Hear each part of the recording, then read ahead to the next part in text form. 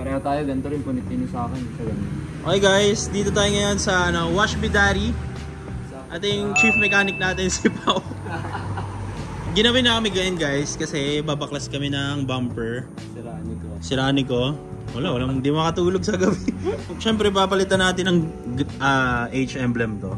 At tingin ko maganda rin yung silver eh. Oh, nakakatakot yung tunog na yung boy ah. Hindi, plastic ganyan talaga. Ito yung napakagwapong Jazz oh. So, babaklas-baklasin muna namin to.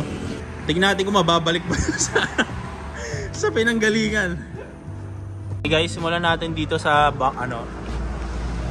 may technique daw to si Paolo eh. Gamit yung lanyard. Shout out may flavor. YouTube lang din naman natin. Ayun kumakalas na Ay, naputol, yun lang. Putol boy? Putol, isa lang. Pero okay lang. Ibigat eh, pagka ano eh. So lilinisin na lang natin. Asa yung gold? Teka. Andun yung gold. Asa yung gold? Testing natin to ba? Ay, ito. Ay, ito pala. Testing nga natin. Yung... Shoot mo muna, shoot mo. Yan. Ay. Oh, shit! Pangit ah. Maganda yan, maganda. Pwede. Not bad. Binayaran ko na eh. Okay. Linisin mo natin, tapos saka natin ikabit. Okay guys, nakabit natin yung gold. Mixed emotions. Di ko alam kung magugustuhan ko ba itong gold na to. Parang masyado siyang cheddar gold eh oh. Pero kabit na muna natin guys kasi binili naman na natin to. So madali na rin to baklasin kasi nga naka 3M na lang siya. So stay gold muna tayo ngayon. Comment down below kung maganda ba yung gold o hindi. I don't know bro. Okay, gamitin mo muna yan. Testing natin gagana ba? Magana ba? Pero nakapasok siya na konti. Oo, nakapasok konti. Pero kailangan makapasok. Napanood ko sa YouTube guys, hini-heat gun nila eh. Pero wala kaming heat gun dito. So kinis pa naman ng no? Testingin natin. Testingin. Puta, nagana boy. Yun nga lang, paunti. Pero feel ko kailangan natin orange thing. Kailangan tulungan, no? Sunulit mo yan. Na-shoot na namin yung isa. Tingnan natin kung tatanggal niya ba all the way. Sa likod, dito. Hawakan mo yung tulungan mo. Ayun. Ay puta. Pwede ba ito? Sana wag magasgas yung paint, no?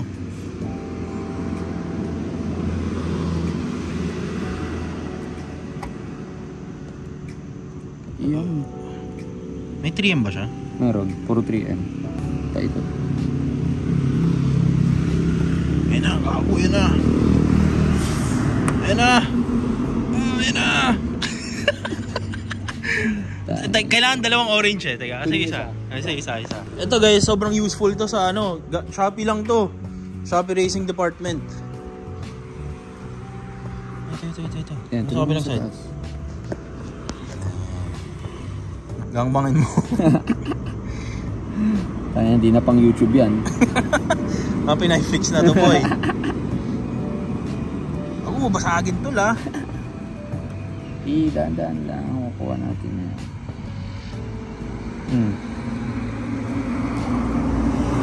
Yun o. Dito ay butch. Pwede tayong tirador sa Banawe. Rekta Banawe to boy. Yun o. All goods.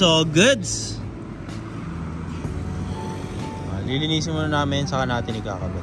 Guys, ang problema namin ngayon, tinatry namin yan, pero yung shootan kasi nitong bakal, may play, gumaganon. So ngayon, hindi namin alam paano sa yung gitna, dead center. Guhita mo pa. Nakita mo ba yan? Sa taas din. Hirap nito no? Kala natin madali lang.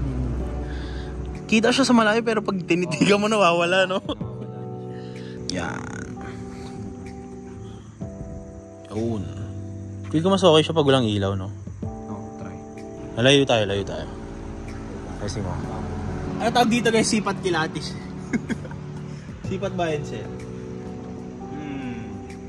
Hindi mo alam mo. Sumakto mo or what, eh, no? Go nga, tingnan mo. Pantay ba? Tanong na lang natin sa mga viewers. Comment down guys. Pwede na tayo ng upload na ito. Nakadikit na ito eh. Hindi pantay na eh. Pantay na rin siya sa akin. Pantay, sa akin na, pantay na. Pantay na. Teka guys, isipatin mo namin. Senaryo kung ano, paano mo alaman. Kunwari naglalakad sa mall. Tabi. Grocery. Tutulak ka ng card. Tutulak ng card. Tabi. Nabura kasi namin guys yung mga markings eh. Masyadong nilinisan. Wala na, hindi ko na makita yung markings eh. Ibig sabihin, sumakto na. Sakto na. Sakto na yan. Hindi pa. Oh, sige, baka na. Sakto yan.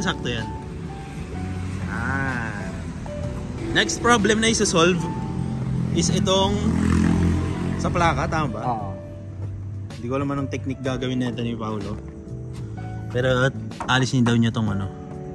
Bolt. Alaman natin mamaya kung ubra. We'll be back. We'll be back. Kung dito na i-repaint sa laon mo sa cord. Europlate. Ganda ng gold sa likod guys, oh. Europlate na lang kulang, no? Europlate, lowered, tsaka mags. Diba? Tapos project car na ulit. Mas project. Tapos kakaladgad na naman yung pangilalim. Pwede. Maganda. Project plate naman tayo. Guys, ang nagawa namin ngayon, hindi na namin maano guys, sumuko na kami. Nabutas na lang namin yung lagay ng plaka. So bukas maghanap na lang kami ng ang tawag yun? Bolt and nut para ikakabit siya dun sa likod. Hopeless to guys. Nilabas na lahat ng equipments. Ang tawag dito, pang rethread.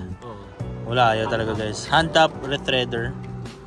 Baka sabihin nyo guys, nag-invento kami dito. Tinry na namin to lahat. Lahat ng posibleng option, wala talaga.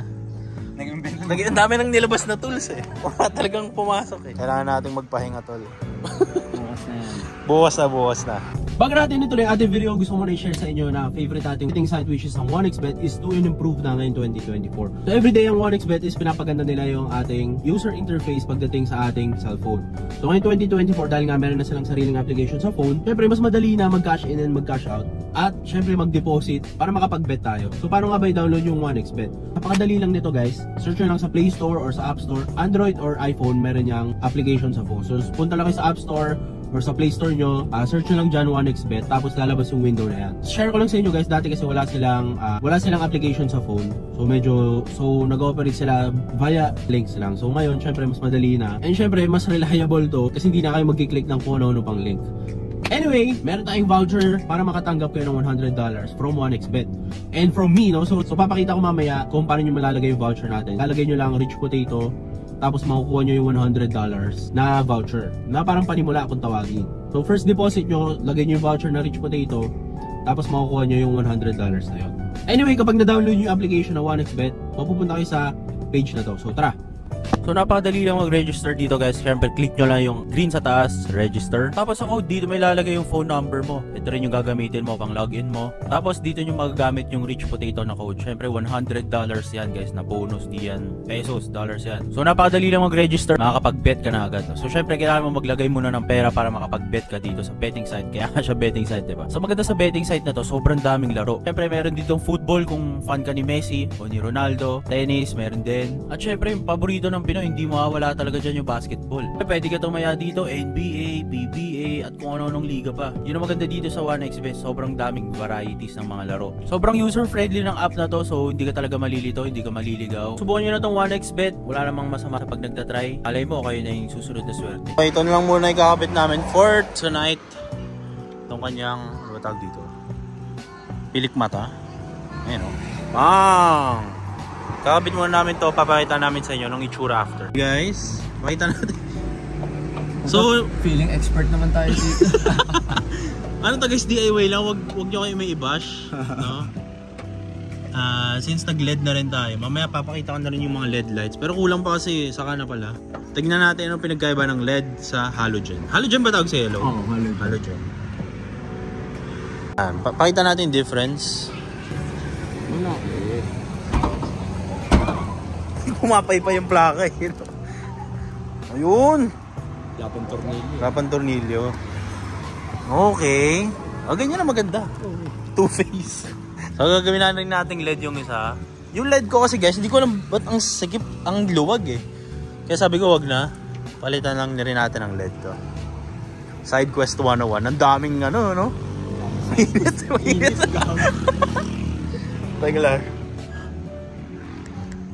Enough ko na. Gagawin tagal pa lang naka-on. Nung nagpalit nga ako nung sa mga pinto, ang init din lahat eh. Tapos kailangan mo alisin agad, di ba? Para hindi ka mapasok kay ano. Tingnan natin.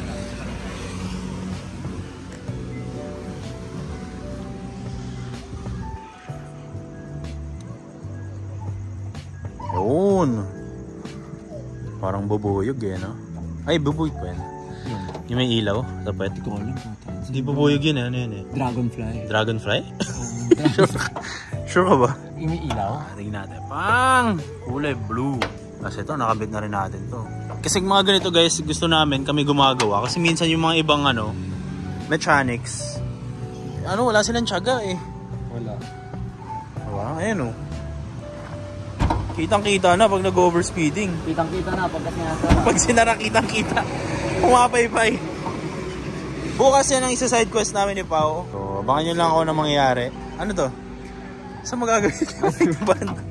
Maglalagay pa tayo ng plate eh. Dating naman dito sa bumper guys, nakita namin na basag-basag na rin yung mga tenga niya. Ito yung pinagkakabitan para ma-align mo ng tama ito from dito, pag ganon. Ganon din sa kabilang side. Ayan, ganon to. Ano ito mas malala. So gagawa namin ng paraan. Anong tawag sa method mo? Dapaw? Hindi mo alam. Pero ano tawag dyan? Saan ginagamit to? So, soldering iron. Soldering iron. Tapos ito, takip ng Bosni. Bosni. Testing namin kung gagana. Pag hindi, di okay lang. Palit kotse na, ano? For sale.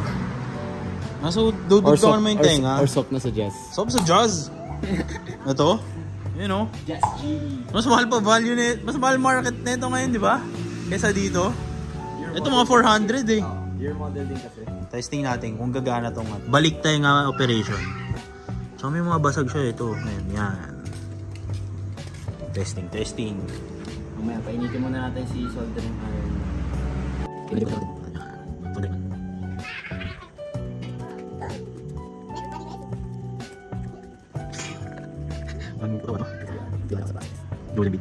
hindi ka na boy. Ano ba ito? Say hi to the vlog. Hi. Hello. Tada! Let's go. No.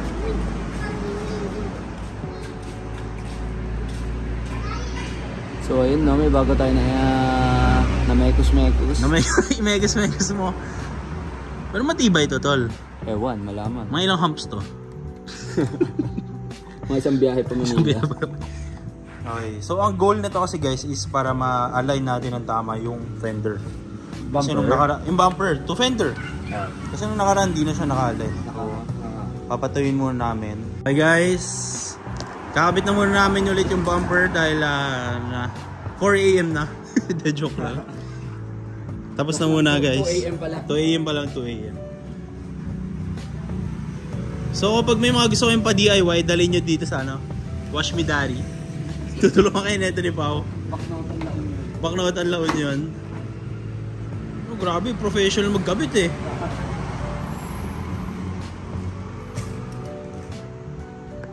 Guys, ito na yung ating Casper ngayon. So dahil doon sa ginawa ni Pao, naka-align na yung bumper natin. Ayan, pang! Dati guys, hindi yan pantay. Tatry ko maghanap ng clips na hindi yan pantay. Wala na yan, maglawas mo. Baklas na agad, no? So ito na yung Casper natin with the gold emblem. So kita nyo naman guys, nabalik namin na maayos. Pati ditong side. Ayan, nakabed din namin na maayos.